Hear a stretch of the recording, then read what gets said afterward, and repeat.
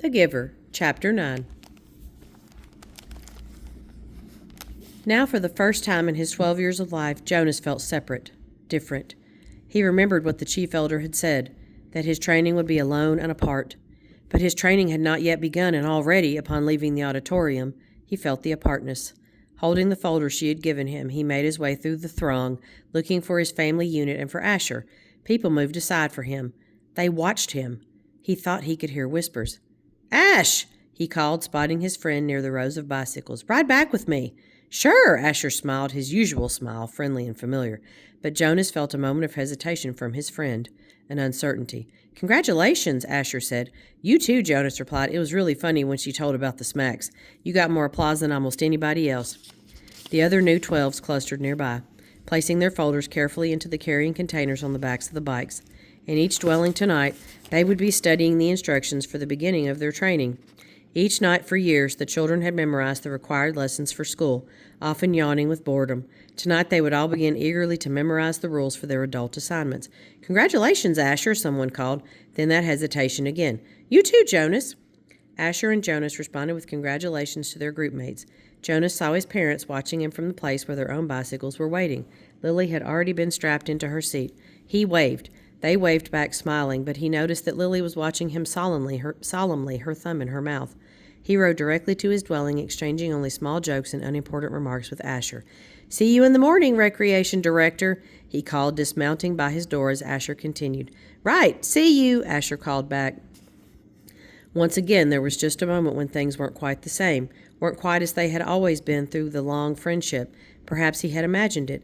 Things couldn't change with Asher. The evening meal was quieter than usual. Lily chattered about her plans for volunteer work. She would begin, she said, at the nurturing center, since she was already an expert at feeding Gabriel. "I know," she added quickly when her father gave her a warning glance. "I won't mention his name. I know I'm not supposed to know his name." "I can't wait for tomorrow to come," she said happily. Jonas sighed uneasily.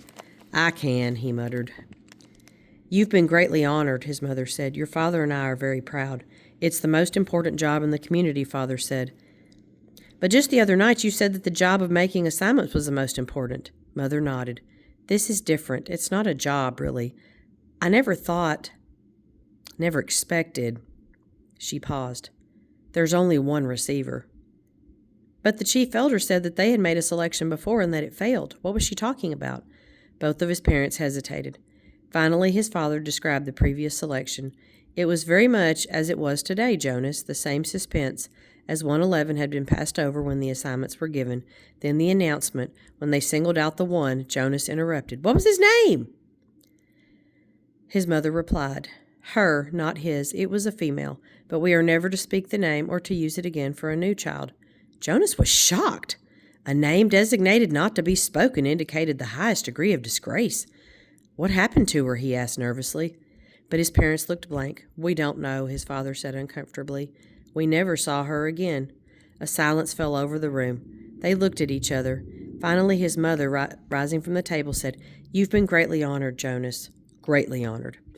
Alone in his sleeping room, prepared for bed, Jonas opened his folder at last. Some of the other 12s, he had noticed, had been given folders thick with printed pages. He imagined Benjamin, the scientific male in his group, beginning to read pages of rules and instructions with relish. He pictured Fiona smiling her gentle smile as she bent over the lists of duties and methods that she would be required to learn in the days to come. But his own folder was startlingly close to empty. Inside there was only a single printed sheet. He read it twice. "Jonas, receiver of memory, go immediately at the end of school hours each day to the annex entrance behind the house of the old and present yourself to the attendant. Go immediately to your dwelling at the conclusion of training hours each day. From this moment, you are exempted from rules governing rudeness. You may ask any question of any citizen, and you will receive answers. Do not discuss your training with any other member of the community, including parents and elders. From this moment, you are prohibited from dream telling. Except for illness or injury unrelated to your training, do not apply for any medication. You are not permitted to apply for release. You may lie." Jonas was stunned. What would happen to his friendships? His mindless hours playing ball or riding his bike along the river? Those had been happy and vital times for him.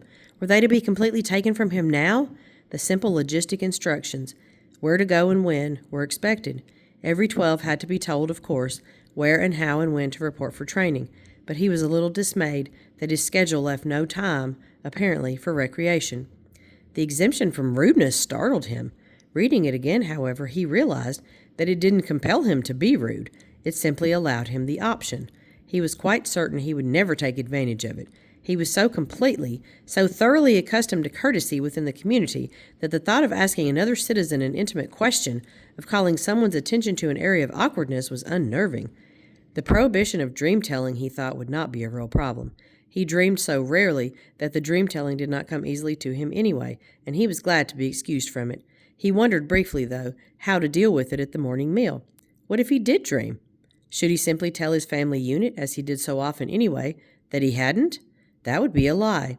Still, the final rule said, well, he wasn't quite ready to think about the final rule on the page. The restriction of medication unnerved him. Medication was always available to citizens, even to children, through their parents. When he had crushed his finger in the door, he had quickly, gasping into the speaker, notified his mother. She had hastily requisitioned relief of pain medication which had promptly been delivered to his dwelling. Almost instantly, the excruciating pain in his hand had diminished to the throb which was now all he could recall of the experience.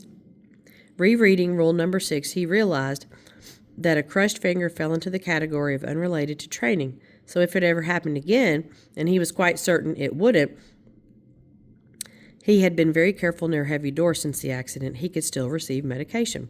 The pill he took now each morning was also unrelated to training, so he would continue to receive the pill. But he remembered uneasily what the chief elder had said about the pain that would come with his training. She had called it indescribable. Jonas swallowed hard, trying without success to imagine what such pain might be like, with no medication at all, but it was beyond his comprehension. He felt no reaction to Rule Number 7 at all. It had never occurred to him that under any circumstances ever he might apply for release. Finally, he steeled himself to read the final rule again. He had been trained since earliest childhood, since his earliest learning of language, never to lie.